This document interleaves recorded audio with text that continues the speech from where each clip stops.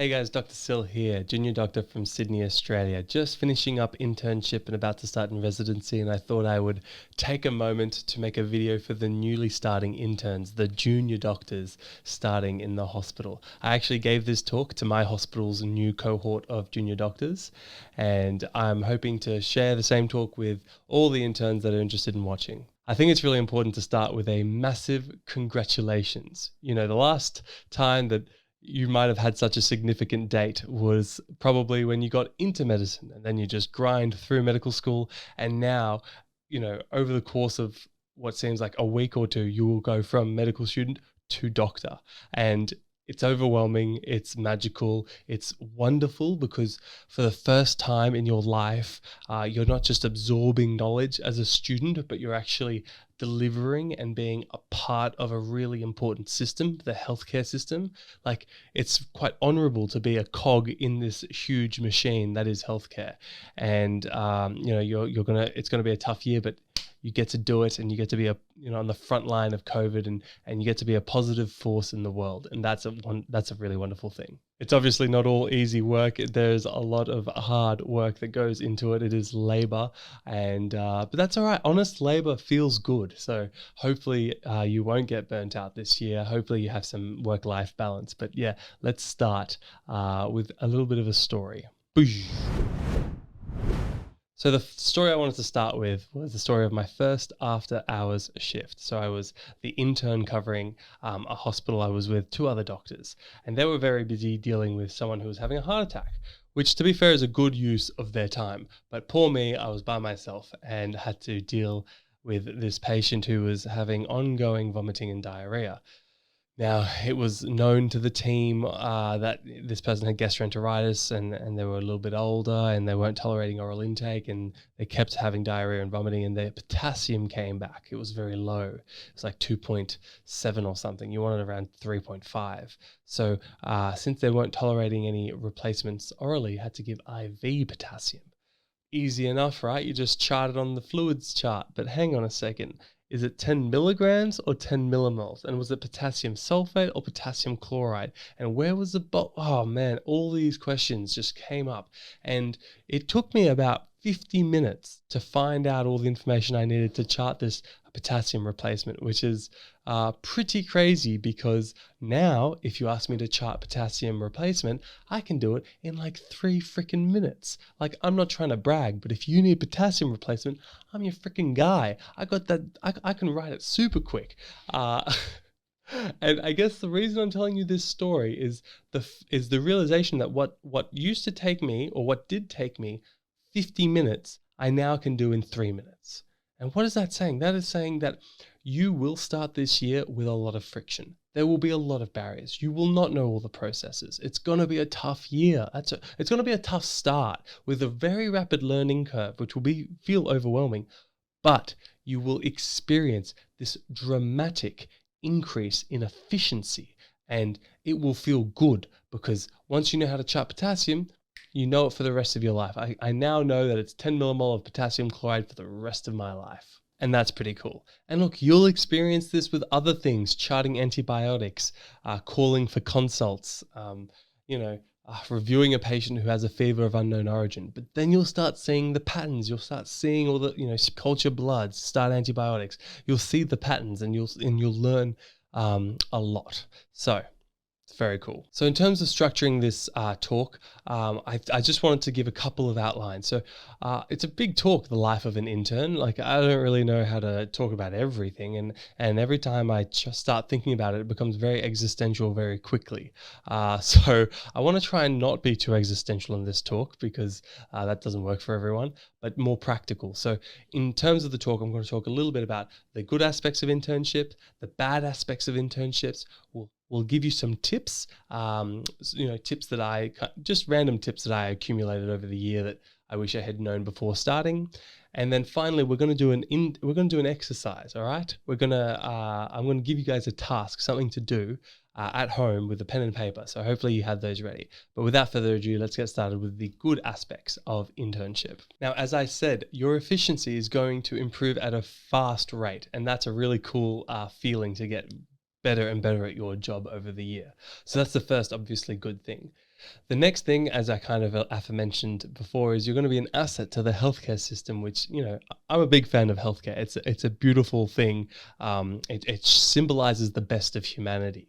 And I feel like when I was a student, I was like a sponge, just getting swollen up with all this bloody information that they were just chucking us. Memorize this and memorize that, and oh gosh, it was just too much memorizing. And what impact did it have on anyone else's life except for a good exam mark every now and then? It's like, come on, I need more than just marks. Now this year I really felt like I was a sponge being squeezed, and there was many times where there was someone who was really unwell, really sick, and I started them on fluids. I started them on antibiotics. I didn't, I changed their prognosis. They were doing really badly, and I helped them, especially with COVID. Once you learn the flow of like okay, they can't breathe, they need oxygen, start dexamethasone, You learn the quick go-to things that can really change someone. Oh, they're fluid overloaded, GTN and furosemide, quick, just get that APO under control. Like, you will learn these pathways in your mind, and you can really have positive impacts on patients. At the same time, you can get you because you're now a doctor, you can have really negative impacts on people's lives if you're not careful. So always practice with caution in your first year. If you're not sure, ask. Yeah, and so the third point I wanted to talk about was the positive impact you can have on people's lives. Often with ward rounds, you zip through them. They're so quick. And my gosh, if it's hard for an intern to keep up, imagine how hard it is for the patient to keep up. Sometimes they only see their doctors for 3 minutes, and then the ward round for that patient is over. So often, whenever I could, as an intern, at the end of the day, I would talk to the patients and maybe give them a little bit more context as to what's happening, because it's their body, it's their life. So yeah, that was it's a really easy way that you can help. And these days with COVID, there are no visitors in hospitals a lot of the time. So calling family and updating them and giving them a rundown on the situation can be really, really helpful. Now, obviously, the next point, monies. Blow that first paycheck, blow that second paycheck, but then start being a little bit more sensible. Buy ETFs, diversified portfolios with shares from across the market, and invest in whatever you want to do. I'm not a financial advisor, but be sensible. But your first couple of paychecks, you can enjoy that, because you've been grinding as a student, living off ramen or whatever, and now you got some cash. You're getting some money. In Australia, it's just over $1,000 a week, which is nothing to sniffle at. That's pretty good. What I spent my money on.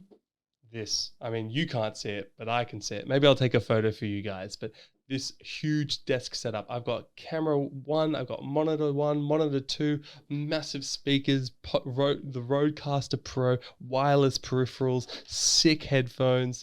Oh boy, do I like spending money. Anyway, I don't have that much of it, so I got to be sensible. But you do want to start saving money, because in residency year, the year after, you're going to have to start paying money for training. And I just booked a $4,000 ultrasound course in Queensland, which maybe I'll do a vlog about. I don't know. It should be fun. The next incredible thing is the fact that time off is really time off.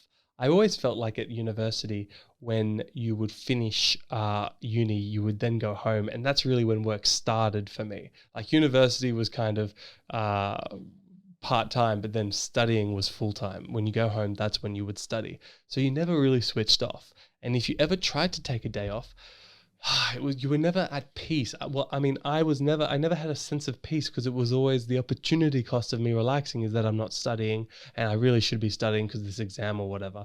And yeah, so it's awesome now to have some time off. So get a hobby. If that's your kind of thing, if you're just a gung-ho surgeon who wants to be a neurosurgeon and just put their life into it, by all means, you just grind and do your thing. I fully empower you to do that. But I personally get a lot of value out of life outside of a hospital and doing things like this YouTube channel. So find your hobbies and enjoy it. The next point I want to talk about is camaraderie. So, as a medical student, and I'm sure medical schools try to minimize this, but as a medical student, when you're in hospital, you feel like an observer. You feel like you're just watching a team do their thing. When you are an intern, you're no longer an observer. You are core to the system of healthcare. You are an actor. You are fundamentally important in what happens that day. If you don't do something, negative things will happen. All right, there will be consequences. So it's very significant, your role. And when you are no longer an observer, but you are a participant in the team, you develop a different relationship with your colleagues. It's a really beautiful thing.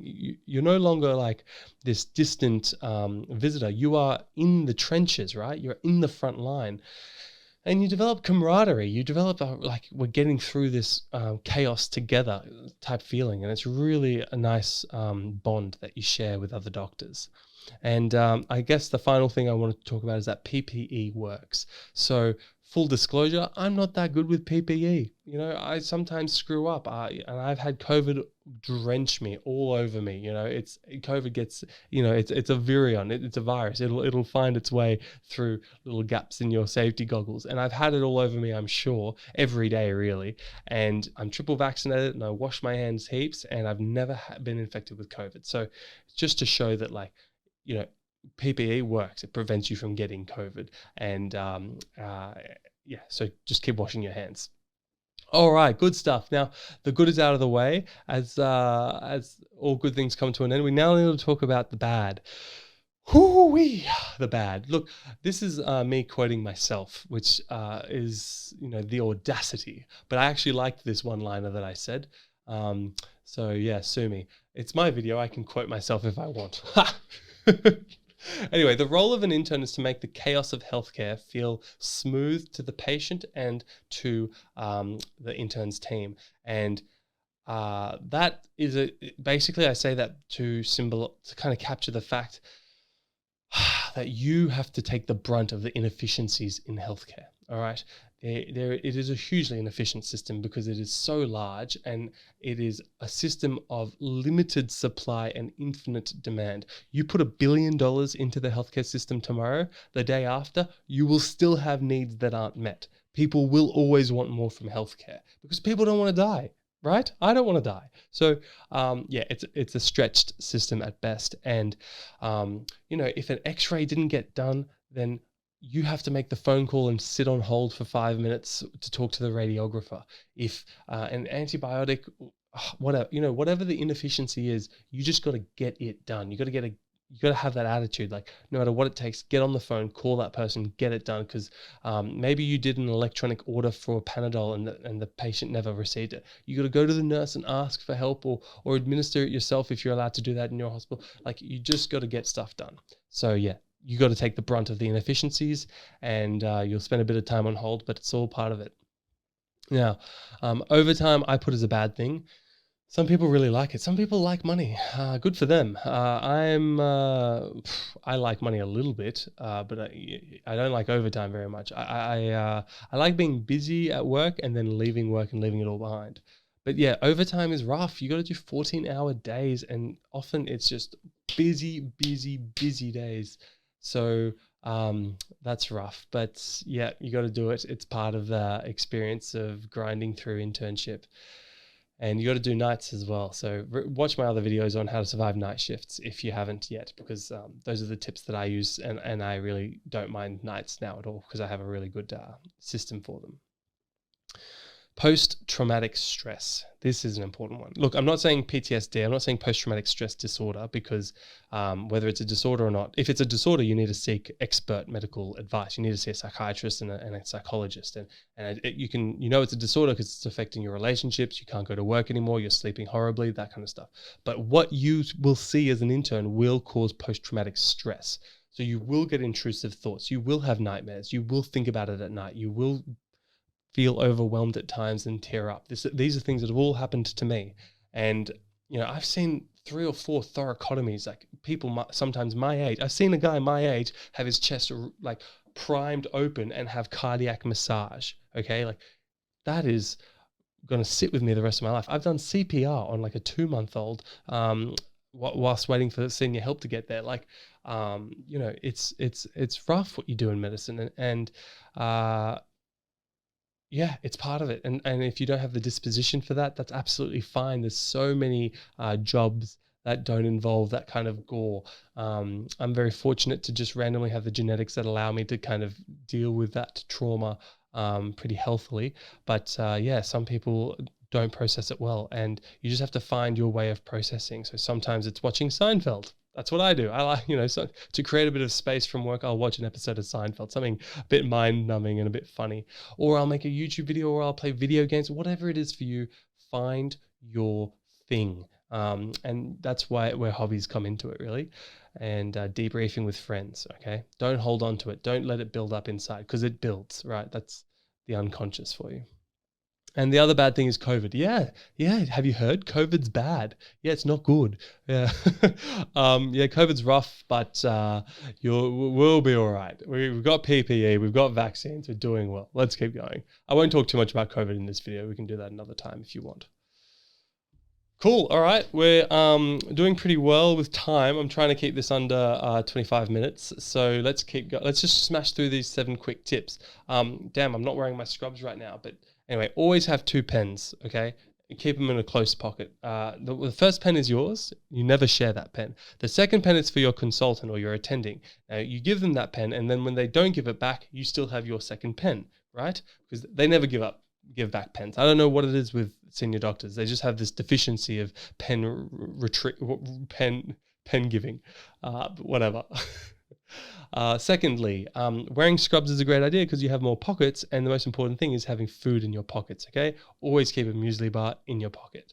I always try to arrive early and pre-round on the patients. Arriving early gives a good message to your team, showing them that you take it seriously, even if you're not. So even when I made mistakes or like missed things, people knew that it wasn't out of laziness because I was always there early. They knew I took work seriously. It was out of ignorance because I didn't know things. So that's important. Always ask nurses and ask them for help, and update nurses, or just work with the nurses, okay? This is you, this is the nurses, this is healthcare, okay? There is no this. This doesn't exist, okay? Am I in the showing that? Yeah, this doesn't exist, okay? It is this. Okay, cool. That's not to say that you have to go hug them or whatever. Anyway, yeah, work with nurses. The most common thing I think I said this year is, I don't know, but I'll find out for you. Like, that's an important thing to say. People will ask, especially on consults, what's the creatinine? What's the phosphate? What's the, I don't know, blah, blah, blah, insert random thing. You won't know it all. And just say, I don't know, I'll find out. Because they expect to hear that, especially from interns. And if you don't say that, then they'll almost want to challenge you to see if you're actually trustworthy or not. And finally, scrubs and runners. I wear scrubs and runners all the time, and it's awesome. It means that you do the stairs more. It means you do more exercise. If you wear chinos and RM Williams and a checkered shirt, you do you. But I don't know. If you're going to do 14 hours, you want to do that comfortably. All right?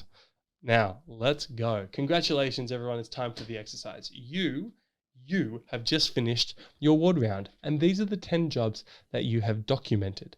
They can you see that on the screen all right? Yeah, you can.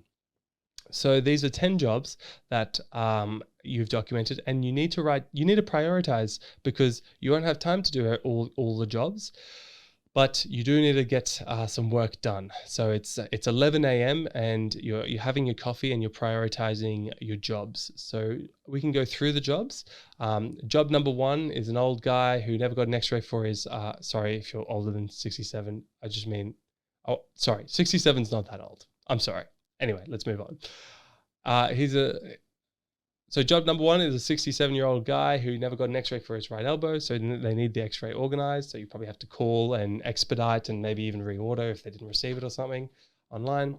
Job number 2 is a 55-year-old female. She's finished her antibiotics and now is on oral antibiotics, but needs a new cannula because her cannula for the IV antibiotics has tissued and blocked.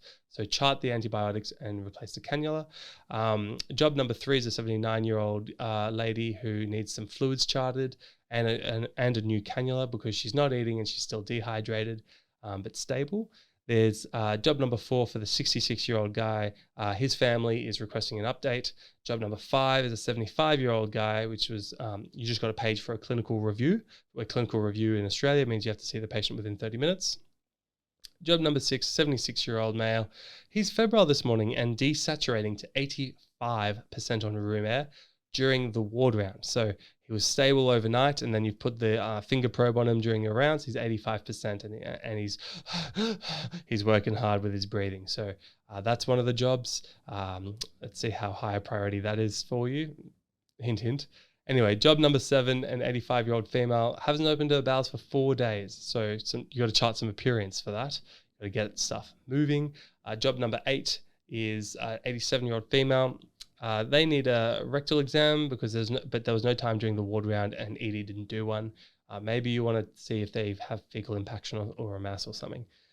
Job number 9, an 86-year-old guy had a fall overnight with a head strike, but the CT brain was never completed. So he needs a CT brain and needs some blood tests. So maybe he just wasn't reviewed as an error. But obviously overnight, if anyone has a fall, they get reviewed. And the final job, we're doing well with time, yes. The final job is for TR, who is a 65-year-old female, and she had an incorrectly charted medication. So that's the telmisartan, which was charted as 20 milligrams in the morning, but it's actually 40 milligrams at night. So please correct that medication. Guys, you're looking at all these jobs, and I hope you feel a bit overwhelmed because you might not have a system yet for documenting jobs. It's really important that you do. So this is kind of what I use. I don't know if you can make it out, but this is an A4 piece of paper, just like that. And I just put the important and urgent jobs here, all the imaging jobs I have to do, all the bloods, because throughout the day, people ask you to do bloods for today or bloods for tomorrow. So write them all in here. People will be getting discharged, and you need to monitor that and write discharge summaries. So I put them there. And then there's important but non-urgent jobs. If a job is not important and not urgent, then just don't do it. But it's either important and urgent or important and non-urgent. And then finally, there's MISC, because throughout the day, people, nurses, family members, patients, they'll all ask you for random things, like an attendance certificate or something. So there's just a bit of space on the page there. So pause the video right now. I will go back to this. Pause the video now with this and fill out your jobs list. Take as much time as you need because it's YouTube, so you can pause it as long as you like, but I'm going to give you 3 seconds. 3, 2, 1. That was quick, I'm sorry. Pausing, and we're back. Okay, sorry, I don't know how to do that. Now I'm going to show you how I did, but really, guys, there's 2 points I really want to make here. So the job numbers I've laid out. The most important thing in those job lists was obviously the desaturating gentleman who was febrile. So that shouldn't even be written down as a job. If someone's desaturating and you're an intern, and you just go straight to the patient because saturations are really important. It's airway, A to E assessment. It's number 1, airway saturations. So, well, it's B really, but whatever. The point is it's very important. And if they're not stable in the ward, it's a very dangerous place for them to be. So you call for senior help soon, and you try and get on top of that. If you're ever in doubt, chuck a non-rebreather on, but also be careful for COPD stuff. So just be careful and call for senior help if you're not sure. The clinical review and the full workup was also very important. Then there was some imaging stuff. The other important thing I wanted to make a point of is that the job number 2 was a red herring. So if someone's finished their IV antibiotics and they've transitioned to orals and they can tolerate oral food and drink, then they don't need a replacement of their cannula often. So think about your jobs before you accept them, because you can save yourself work by thinking critically. There's unnecessary cannula placements every single day in an Australian hospital, and it doesn't cause much harm to patients. It's just painful, but it wastes your time. So, think critically about all your jobs, always respectfully, but maybe just question them a little bit. And yeah, the rest, I don't really care how you laid them out, as long as the most important thing is that if someone's desaturating or their vitals are unstable, that you get senior help really quick. The most important job of an intern is to be able to tell when someone is unwell. All right. Okay. Good. Nice. I think that's everything. Cool. That's it. That's the talk. That's all I wanted to say. All right, guys, that is it. Yes, well, I hope you enjoyed that video. If you made it till now, please leave a comment down below of microphones. Yep, just fill the comment section with microphone emojis. If you can't find it on your keyboard, highlight someone else's, Control-C, Control-V it into the comment section and just fill it up with microphones. I want the whole comment section to be really loud, full of microphones. If you want to support me personally, consider becoming a patron or a YouTube member. That stuff really helps because I don't do sponsorships and things like that at the moment. And I wish you all just a wonderful day. Leave the video a like as well. That really helps the YouTube algorithm. And I will see you all in the next video. Okay. Best of luck with your incredible year, guys. And congratulations again for being doctors.